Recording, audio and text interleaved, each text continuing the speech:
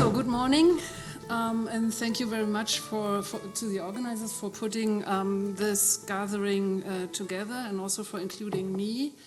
I need to say, perhaps, as I'm starting, that the increasing, let's say, togetherness of Islamophobia and anti-Semitism in our Western societies really worries me a lot. And for someone who was born and raised in East Germany, also yesterday's evening is not exactly encouraging in that regard. So I really think this is very important that you put this together and also including Judaism. And in fact, I will also talk about the co-production of anti-Judaism between Christianity and Islam. So it's not going to be all fun, but at least a bit colorful. You can take my presentation as a follow-up to a certain degree to the lecture of Professor Schreiner yesterday, and as an attempt to bring together historical evidence for the inexhaustible entanglement between Judaism, Christianity, and Islam, which was very obvious yesterday, and theological thinking in these three religious traditions. I consider myself a historical theologian or historian theologian, some kind between all the two together. And so history for me is not only the past, history is rather what we as theologians, or not only theologians, also religious people, do with the past in order to shape their traditions, to shape their beliefs, their cultures, rituals, for the present and the future. So history, yeah, that's my first point. History is not the past, but what we do with the past. It's a very banal and simple statement, but sometimes banal and simple statements of that kind are also a good thing to make, I think, in our times. I'm not going to give you much more material about the many interactions between Jews, Christians, and Muslims. After listening to the lecture yesterday, I thought that is clear now.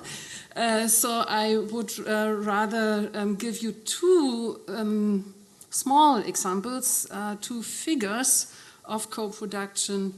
And what I want to do with them is to offer you this concept of co-produced religions in the hope that it might help to integrate historical findings about all these complex interactions and entanglements of people's beliefs, rituals, and so forth, and theological thinking. At least it helps me as a historian, theologian, as I said, and my colleagues in a project we call CORE, Co-produced religions, and you see the logo here, and you will see it in two other different variations. And I mean, this logo already says what the idea is, that at their core, at their very center, historically, all three traditions in all their variety are co-produced. Again, perhaps a simple claim, a simple notion, but one that really tries to integrate all the complexity. So what we mean by religious co-production is that Judaism, Christianity, and Islam, in all their sectarian diversity, variety, so this was also made clear yesterday, that there is no Judaism, no Christianity, and so. So in all their sectarian variety, have always formed, reformed, and transformed themselves and continue to do so by interacting with, thinking about, and imagining one another. And this one is really important, and I think your presentation was a nice demonstration that also just thinking about each other, not really interacting on the ground, also contributes to how we shape our religious traditions. So thinking and imagining is also one tool, let's say, of what we call religious co-production. And of course, this is a very bold and also broad claim, right? And we need to demonstrate this on very specific cases and also moments. So what we are doing now is not to create a new big narrative, but really do what historians love to do, look at very specific sources, contexts, and so on. And I did that for myself in several pieces, because it's important for us to say that co-production affects really every dimension of a religion. It's not only theologies, that too, though, but also artifacts, rituals, stories, and texts. And you have different levels of producing in those different contexts, obviously. And what is even more important and makes the thing even more complicated and broad is that it also affects that religious co-production, the conceptual tools with which we undertake the study of these religions, namely our philologies, our philosophies, our cultures, the texts we are produced, but also really our methodologies.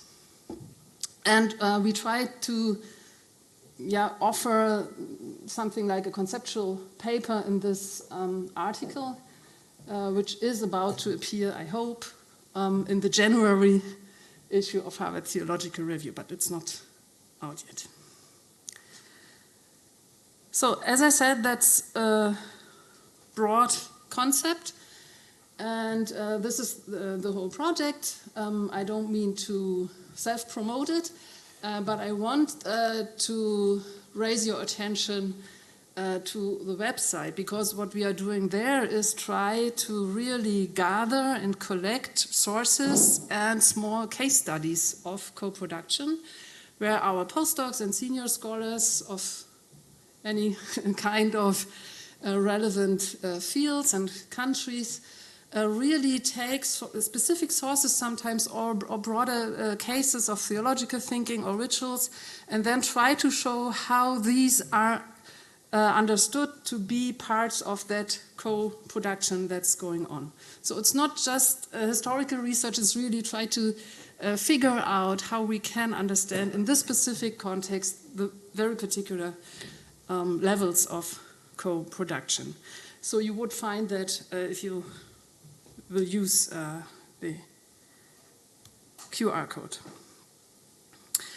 Now you might say, or ask, what is specific about the co-production between Judaism, Christianity, and Islam if we consider other possible cultural or religious achievements and co-productions? Of course, I mean, there's also co-production between Islam and Hindu religions, or Christianity and Buddhism. And it is, I would say. Why are we focusing on Judaism, Christianity, and Islam? The answer for now is that we do have a very specific kind of that dynamics. And this is for several reasons. One reason is the simple historical reason of the shared times and spaces in which these religions find themselves or have found themselves in the past, and that make them create common and competed scriptural archives of stories. And this does not only include biblical, really canonized works, but also apocryphal writings and so on. And this, of course, is very different in the manifold diverse groups within these three traditions. But then also, I think an effect of that being together is that you could understand Judaism, Christianity, and Islam as historical religions. And this is a phrase of the Islamicist in Chicago, Marshall Hodgson, whom you might know or not. So historical religions for him means that all those three traditions make claims to the past to prove their religious truth. And this is different from other religious traditions, and it is due to the shared times and spaces and the common and competed scriptural archives of stories. And in doing so, they constantly co-produce ambivalent potentials for the present and the future in making their claims to the past. This is the idea. Now to my two figures. The first one is Bahīrā Sergius as a figure of co-production, and this is more like the framing story, let's say, or the framing figure for what's going on in scriptural hermeneutics. It is a figure very well known in Islam and Christianity, and to a lesser degree also in Judaism.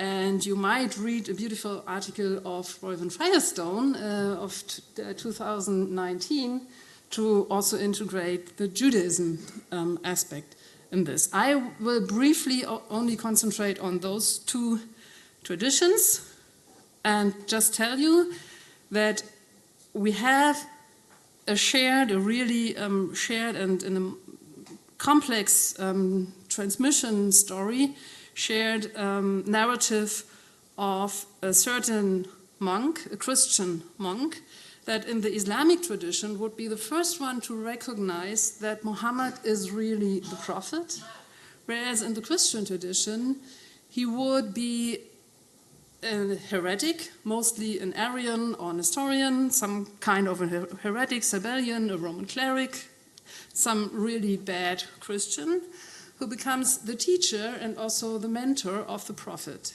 in his shaping the Quran. And this story is really, again, really rich, and I just want you to give the two narratives here, and you would find thousands others. This represents the Islamic tradition. As I said, there was a certain Christian recluse who was visited by the caravan of Abu Tayyib, and then he perceived that the young boy of 12 years was the prophet, and he stooped down and kissed the blessed head of the prophet and said, "By the truth of Christ, this is he, the prophet, about whom he would have read in his Christian scriptures." Now, to make a really complicated story short, this also enters the Christian communities. And in Christianity, up to Western Christianity in the Middle Ages and early modern times, Sergius becomes really the teacher of Muhammad, and also the Christian heretic who is responsible for everything what is false in the Quran. But then he is joined by Jews who are doing even more bad things to the Quran and really falsify what the heretic teacher could not achieve again. So both of them together, the heretic monk and the Jews, would come to compile, in a sense, the Quran and make it the really complicated and, for Christians, not understandable thing that we have. And this becomes very prominent in Peter the Venerable, Wilhelm of Tripolis, Nicholas of Cusa, all figures in Christianity that even today considered as those who were the first to really engage with the Quran. And Nicholas of Cusa, who was able to write De Pace Fidei on the peace between religions, also was able to write on the sifting of the Quran, meaning that Christians could only deal with the Quran by figuring out what is the true, let's say, Christian core in the Quran and what was added by exactly Bahīrā, Sergius, and the bad Jews. So this is what I mean by ambivalent potentials. Now, this Bahīrā story for Christianity really provided a kind of a frame of the hermeneutics, as I said. And it's a very strong but also very sad figure of co-production. And there are, of course, more beautiful ones, and perhaps the most beautiful, regarded as really the most beautiful figure in all three religious traditions, is Joseph, the son of Jacob. And also he is a co-produced figure, and perhaps even more ambivalent than Bahīrā is, and so let me spend 5 minutes or so with him. So I was really fascinated by the fact that between the 7th and the 10th century in Egypt, right after the Islamic conquest, there was what we can really call a fashion trend, I think, with tunics and that were geschmückt, what's the decorated things, decorated with beautiful applications that you can see here about Joseph the little dreamer, and then Joseph, let's say, the immigrant in Egypt, and the successful immigrant, how I would call him. We have hundreds of such applications, which is really a lot in material culture. And they date, and this is so fascinating, they really only came into production with the arrival of Islam. Usually you would consider those tunics as Coptic, and this is also always a reference to Christianity, Egypt Christianity, let's say. So in calling them Coptic, we immediately think, oh yeah, that's Christian. But why then, this is a historical question, would they only appear from the 7th century on? This is interesting, that Islam brings, let's say, the biblical stories to fashion design in Egypt. How is that? That's really fascinating. And it is a first hint to co-production, I would say. Now, there is reason to think that these tunics were still produced by Christians and also worn by Christians. But yesterday we have heard so much on about marketplaces and streets, and so we need to imagine that also Jews and Muslims at least could see those tunics, right? And that they were part of the togetherness of those three faiths. Now also, and this is also understandable because all three, Judaism, Christianity, and Islam, were newcomers, immigrants in Egypt, and they all integrated that into their historical remembrance, I would say. So here you have the detail of the dreamer. What interests me now is that the very figure and story of Joseph is really co-produced in a very, very strong sense, in the sense that we have Jewish, Christian, and Islamic stories about this Joseph. And to show you only one example, this is not a camel or a horse or some, I don't know what, riding animal. This is a stemma that philologists would do in order to understand how the networks of transmissions of specific texts can be understood.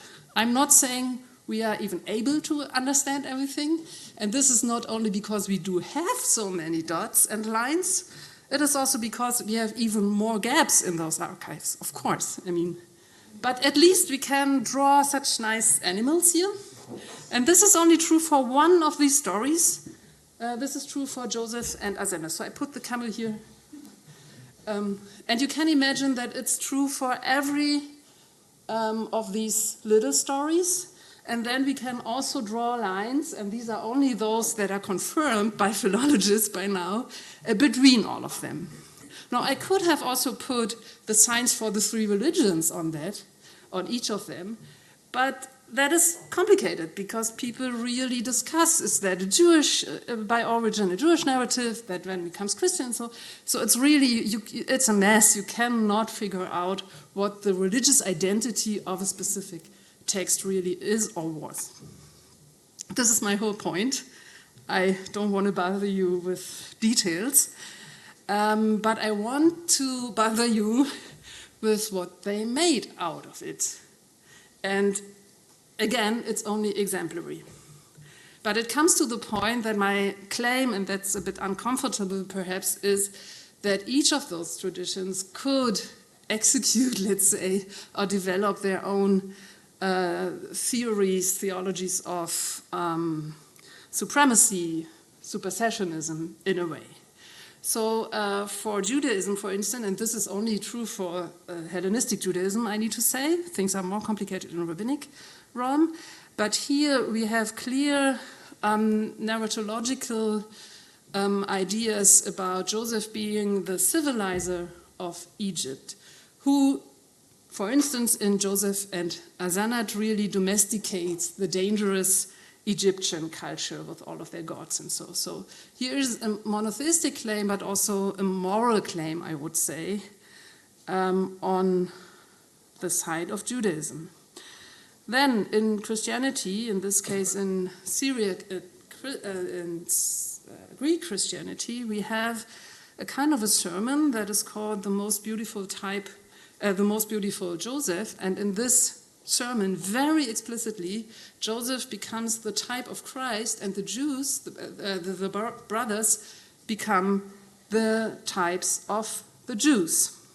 For just as, this is the philological marker for typological exegesis, for just as the Lord was sent to us from the Father's bosom to save us all, so the youth Joseph from Jacob's bosom was sent to inquire about his own brothers. And just as Joseph's harsh brothers, as soon as they saw him approaching, began to devise evil against him, though he was bringing them peace from their father, so the Jews also, ever hard of heart, as soon as they saw the Savior, said, "This is the heir, let us kill him, and all will be ours." So that's a very typical kind of Christian treatment, let's say, of the Jews. As for Islam, there is a most beautiful surah on Yusuf, the only really, let's say, entire narratological surah, you could say, at least the longest. And here I have no specific quote, but I analyzed the narratological structure, which is really beautifully made. And you see here what I have found, that the whole frame of the story is something about the clear signs in the book, and it starts with looking back to the past, and then in the last verses looks forward to the future. And then this is the frame for the whole narrative that starts with the dream and ends with the fulfillment of the dream. And then the core, I would say, is what we have in the center, and this is, twice it's stated, "Thus did we establish Joseph in the land." So it's really an immigration story. And what he needs to do in the land is interpret signs. So he is the one who really can be a prophet. And interestingly, Satan seems to be the hidden agent behind all of this, that mostly inspires the brothers and the enemies of Joseph. So it's very subtle here, it's not explicit, but of course, especially if you read those verses in the end, you can think of Jews being in the imagination of the Satan part. And this is only because we do have the Syriac sermon right in between that says, the Jews were driven by the Satan. The Quran does not mention the Jews here as the brothers, so it doesn't share the typological interpretation, but it seems to have something, or you could also say it replaces the anti-Jewish claims in the Christian sermon by the Satan, something. And then you have, so the whole sermon aspect, let's say, in the end is a polemic against those who partner, and this might be Christians, obviously, in the Quran. So here you can again see how, co-produced everything is, and how you cannot understand what one tradition makes with this story and the history it develops from it without knowing what the other did.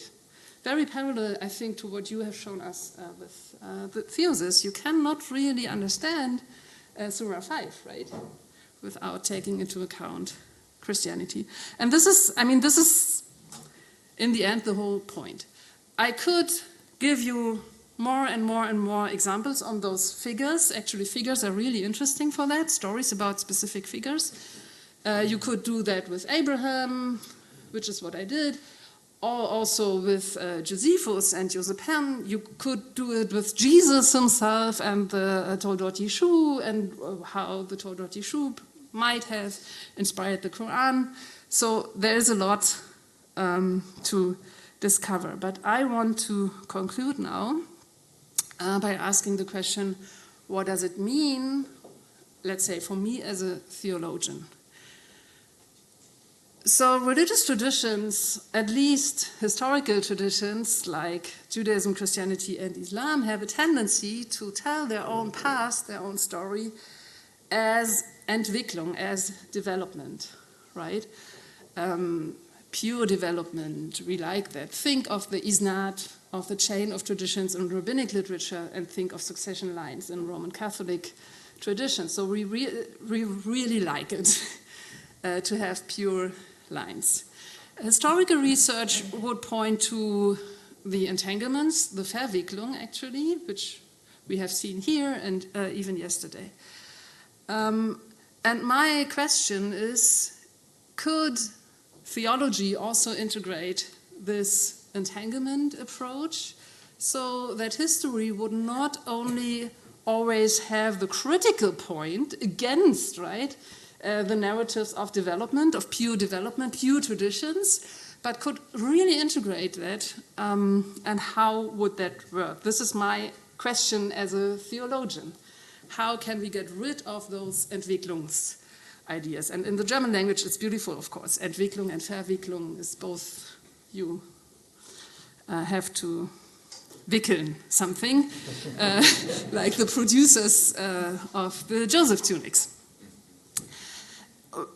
Once we do so, we would of course discover that each of those traditions has their history of co-produced supersessionist hermeneutics. And it's not only true, I would claim, for Christianity towards Judaism and then Islam for the two, but really if you think it through historically, you really need to get rid of those development lines. And so also the supersessionist, let's say, ambivalent potentials are in there, in every of these religions. We have throughout history, as far as I know it, a very strong tradition of Christian Islamic co-production of anti-Judaism. There are several reasons for that. There are power reasons, of course, but this is clearly the case, whereas other threats are more difficult, let's say, to discover in the archives. And nowadays, I think it's really crucial that we are aware of that strong co-production of Christian Islamic anti-Judaism. But what I think is really crucial and also beautiful is to try really combine critical and constructive thinking in that. And this means to work with the ambivalent potentials. Our claim in the project is that every and each co-production co-produces ever new ambivalent potentials. And the question is always what people, believers, theologians, whoever, which of these potentials they would really activate. And I think this is simply a choice, you could say a moral choice for some reasons. Also, religious traditions have a tendency to draw conclusions from history, right? And I'm always a bit skeptical about that. My only conclusion I can really draw is that co-production is a fact. I'm very hesitant with facts, but I think the evidence is there. But no other claim today, political or theological, you can really do with pointing to a specific example in history. It all needs, to embed it in a story, let's say. And we have thousands and thousands of potentials that are ambivalent. So what I think for the dialogue or trialogue or whatever, for conversation between the believers would really crucial is to be aware of and also recognize what we owe each other, owing in the two possible connotations, right? In German it would be verdanken and schulden. So I really do think that I, as a Christian theologian, cannot make sense of Christianity without taking into account the interrelations with Judaism and Islam. And there's a lot that I owe to them in the baddest of all senses, right? And this needs to be acknowledged. But there's also many beautiful things, and those are so interwoven that you cannot have the one without the other. I mean, the most beautiful ideas in Christian theology, sadly, owe to appropriations, reappropriations, polemical things. All these are tools of co-production, and for some reason, I don't know why, in the history, those three religions were not able to do it otherwise. So the question is if we can do that otherwise. I'm skeptical about it. I really think we need to work with those ambivalences, I think, and with the acknowledgement what we owe each other. And now I owe you a big thank for your attention, and I'm looking forward to discussions later on.